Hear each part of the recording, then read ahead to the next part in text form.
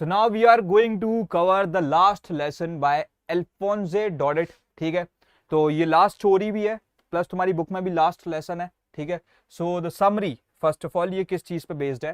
So the story is set इन अल्सेस, एक reason है France का अल्सेस लोरेन. तुम ये अपनी history civics geography like history civics में ही पढ़ते हो. So that has recently been taken over by Prussia Germany after the Franco Prussian war, जो कि 1870 से 1871 में हुई थी. It highlights the loss of language and culture, the importance of education and patriotism.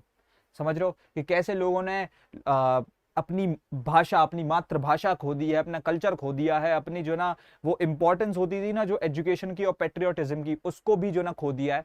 So friends, a young school boy is reluctant to attend school because he hasn't prepared his lesson on participles. ठीक है, तो वो थोड़ा सा hesitate कर रहा है school attend करने में क्योंकि आज का जो उसका लेसन है उसको उसने ढंग से प्रिपेयर नहीं किया. On way he notices N unusual silence in the village and a crowd gathered at the town hall. Town hall होता है ना, इफ यू हैव सीन. ठीक है, कुछ छोटे छोटे विलेजेस पे जाना जो एशियंट है वहां पर जाकर के यू ऑल सी दैट कि कैसे टाउन हॉल्स होते हैं. So many cities do have still they have the town halls जो काफी बड़ी cities भी हैं.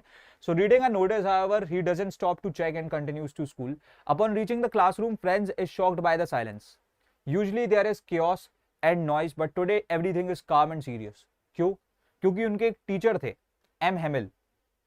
His teacher is wearing his best clothes, which he only wears on special occasions. तो वो सोच रहा है कि आज क्या special occasion है. Franz soon learns that this will be his last French lesson. As the Prussian government has ordered that only German will be taught in the schools from the next day. तो यहाँ से फिर जो है उसे समझ में आता है कि एम हेमिल जो उसके फ्रेंच लैंग्वेज के टीचर हैं वो जा रहे हैं वापस, क्योंकि अब प्रूशियन गवर्नमेंट ने ये बोल दिया है कि अब सिर्फ जर्मन लैंग्वेज यहाँ पर पढ़ाई जाएगी. This news shocks and saddens him, making him regret not paying attention in the class. कि अगर उसने अटेंशन दी होती तो आज वो काफी चीजें सीख चुका होता.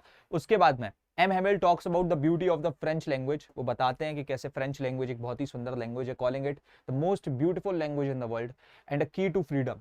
He blames parents for making the children work instead of sending them to school and himself for not always being strict. तो वो पेरेंट्स पे भी एक ब्लेम करते हैं कि वो बच्चों को काम पे भेज देते हैं रेदर देन कि उनको पढ़ाएं, और उसके साथ साथ वो खुद के ऊपर भी जो ना काफी ज्यादा ब्लेम्स डालते हैं कि भाई मैं भी हमेशा क्यों ही स्ट्रिक्ट रहता हूँ. The class work instead of the class continues with writing and grammar exercises. And friends listens attentively for the first time. वो पहली बार सुन रहा है मैम हिल को क्योंकि आज उनकी आखिरी क्लास है. Even the elders of the village including old Hauser have come to show respect for their language and country. ठीक है, as the church clock strikes noon, M. Hamill writes Vive la France, so long live France, on the blackboard. Overwhelmed with the emotion, he then dismisses the class with a silent gesture as he too choked up to speak. ठीक है, then Franz leaves with a heavy heart, realizing the value of his language and education, but it is too late now. समझ रहे हो, बहुत late हो चुका है. The story ends on a melancholic note, showing how war strips people of their identity and culture. मतलब कैसे एक वॉर जो है पूरे तख्ता पलट कर सकती है लोगों की आइडेंटिटी का, लोगों के कल्चर का. ठीक है, सो इफ वी प्रोसीड तो सबसे पहले तो I just want to tell you about our treasure chest के शॉर्ट नोट्स, जहां पर हमारी टीम ने बैठ करके बहुत सारे टॉपर्स, टीचर्स और क्रिएटर्स ने बैठ करके लिए तुम्हारे ऐसे शॉर्ट नोट्स बनाए हैं, जहां पर हमने हर एक स्टोरी और हर एक पोयम पर 20 सबसे ज्यादा इंपॉर्टेंट पॉइंट्स को हाईलाइट करके डाला है. ठीक है, उसके साथ साथ यहाँ पर बहुत ही एक डिटेल्ड समरी काफी कम वर्ड्स में हमने डाल रखी है, इंपॉर्टेंट कीवर्ड्स डाल रखे हैं which you use in your answer, तो तुम्हारे काफी मार्क्स बूस्ट हो सकते हैं. And the pricing is just 149 rupees. इसको 2000 से ज्यादा बच्चे यूज कर रहे हैं. कुछ ऐसी हमारी ई बुक दिखती है, इसकी लिंक डिस्क्रिप्शन बॉक्स में, तुम 1 सेकंड में इसे परचेज कर सकते हो and use it while your preparations. तुम्हें ये बहुत ज्यादा हेल्प करेगी, तो just go and make a purchase on our website. ये तुम्हारी बहुत ज्यादा हेल्प कर रही होगी. अब इसके बाद में कुछ इंपॉर्टेंट पॉइंट्स की हम बात करते हैं जो डिटेल्ड पॉइंट्स है. तो सबसे पहले I started for school very late and was afraid of being scolded by M Hamel, was going to question us on participles. तो वो पार्टिसिपल्स की एक कोई लेसन था. For a moment I thought of skipping school and spending the day outside. तो पहले वो सोच रहा था आज मैं स्कूल जाऊंगा नहीं क्योंकि मुझे डांट पड़ने वाली. The day was warm and bright. birds were chirping on the edge of the woods and Prussian soldiers were drilling in the open field behind the sawmill. ठीक है, so as I passed by the town hall, वहां पर काफी ज्यादा भीड़ थी. I saw a crowd gathered in front of the bulletin board. Bulletin board के सामने बहुत ज्यादा भीड़ थी. Where all the bad news about lost battles, new military drafts and orders from Berlin were usually posted. तो वहां पर generally जो है बुरी खबरें ही लगाई जाती थी, ठीक है. और न्यू मिलिट्री ड्राफ्ट्स समझ लो, मतलब कि जितने भी नए मिलिट्री ड्राफ्ट्स होते थे वो लगाए जाते थे, या फिर जो भी बर्लिन से ऑर्डर आते थे वो लगाए जाते थे. So normally when school began there was a lot of noise, but उस दिन एकदम जो है the opening and closing of desks, the teacher's ruler rapping on the table and the students chattering, ये सारी आवाजें आती थी. पर उस दिन, but today everything was unnaturally silent. Through the window I saw my classmates already in their places and M Hamill walking solemnly with his iron ruler and under his arm. और उस दिन जो है फिर एम हैमिल फ्रेंड्स से बोलते हैं कि जाओ अपनी जगह पर जाकर के बैठ जाओ. So go to your place quickly. He said I set down and notice that M Hamel was wearing his best clothes. वो सबसे अच्छे कपड़े पहने हुए थे जो यूजुअली वो अपने सबसे बेस्ट ओकेशंस पे पहनते थे, ठीक है. उसके बाद में अगर हम आगे बढ़ें, so then a beautiful green coat, a frilled shirt and a black silk cap which he usually wore only on inspection and prize days, ठीक है. उसके बाद में अगर हम आगे बढ़ें, so then the biggest surprise was seeing villagers sitting quietly in the classroom. मतलब villagers भी बैठे हुए थे उस दिन क्लासरूम में. Among them were old Hauser with his three cornered hat, the former mayor, the former postmaster and several others. बहुत सारे लोग बैठे हुए थे. They all looked like sad and serious. Hauser had brought an old worn out primer and held it on his knees, his great spectacles resting on its pages, ठीक है.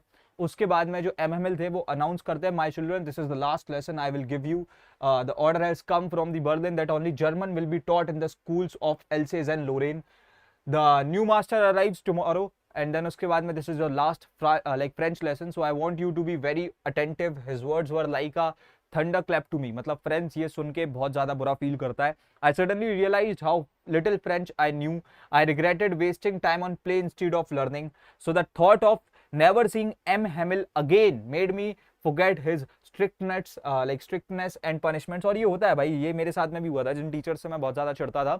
सो जब school and हुआ तो कुछ ना कुछ समय के लिए ऐसा लगा कि यार नहीं, स्कूल लाइफ एंड हो रही है, तो यही उसे हो जाता है ना, एक अटैचमेंट हो जाता है, because you spend a major time of your day and your life, समझ रहे हो, इन योर स्कूल. तो वो हो जाती है लाइक अटैचमेंट, सबको ही हो जाती है, तुमको भी होगी. The villagers had come as a way to thank M Hamel for his years of dedicated service and to show their respect for their country which no longer belonged to them. क्योंकि वो एक तरीके से Germany ने जो है ना उसको कैप्चर कर लिया था. So when M Hamel asked me to recite the participles I got confused immediately. I stood nervously unable to speak. So instead of scolding me, M Hamel बोलते हैं side and side, you must feel bad enough little friends, how can you claim to be Frenchman when you cannot even speak or write your own language. तो जब वो ये बात बोलते हैं फिर उसके बाद में वो ऐड करते हैं, you are not the only one to blame, ठीक है. तो बोलते हैं कि तुम सिर्फ इकलौते नहीं हो जिसे मुझे ब्लेम करना चाहिए कि तुमने ये चीज नहीं करी.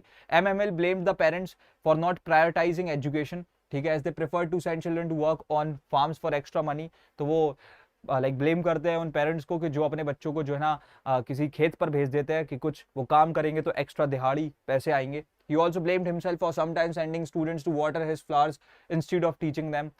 तो वो कभी कभी अपने बच्चों को जो ना भेज देते थे कि जाओ मेरे फूलों में पानी डाले हो, तो ये भी उन्होंने भी गलतियां करी, उसके लिए भी वो खुद को ब्लेम करते. He spoke passionately about the beauty of the French language, calling it the most beautiful, the clearest and the most logical language in the world. He urged the class to never forget their language, as a nation that loses its language becomes enslaved. ठीक है, कि मतलब जिस भी nation की अपनी खुद की आवाज, जिसकी अपनी खुद की लैंग्वेज चली जाती है, मातृभाषा चली जाती है, वो एक गुलाम बन जाता है. After grammar we had a writing lesson. M Hamel had written French Alsace in beautiful handwriting. These words looked like little flags waving all over the classroom. फिर उसके बाद में M Hamel then looked around the room as if he wanted to remember every detail. The tall walnut trees outside, the climbing hop-vine on the windows, and the students he had taught for so long. We had a history lesson, and even the youngest students chanted their letters ba be bo bu along with old Hauser, whose voice trembled with emotion. समझ रहे हो, तो इन्होंने कुछ तो ये बोला ba be bo bu, ठीक है. As the church clock struck noon, M. Hamill stood up but could not speak. His voice was choked with emotion. उन्हें बहुत बुरा लग रहा था. He turned to the blackboard and wrote Vive le France, long live France. Then making a final gesture, he dismissed the class silently.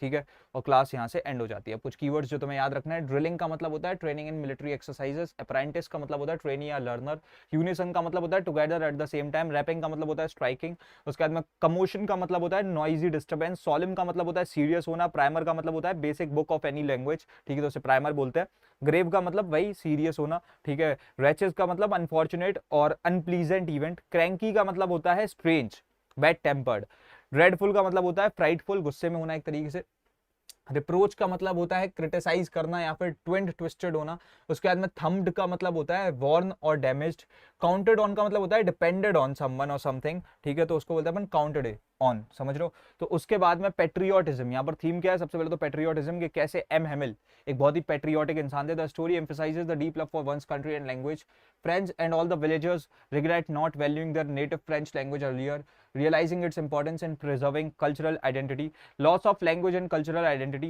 so the post transition कि French को जो ना जर्मन रिप्रेजेंट्स करने वाले थे, अब the erasure of cultural identity, M. Hamill's final lesson symbolizes the anguish of losing one's language which is integral to one's heritage and pride, उसके बाद में the impact of war on society, तो यहाँ पर ये भी दिखाया गया है कि कैसे जो एनेक्सेशन किया गया था एल्सेस लोरेन का जर्मनी के थ्रू, वो कैसे जो ना forces the French villagers to adopt German, a symbol of the profound changes war brings to society, ठीक है। उसके बाद में कैरेक्टर एनालिसिस की बात करें तो देयर आर 3 कैरेक्टर्स, ठीक है।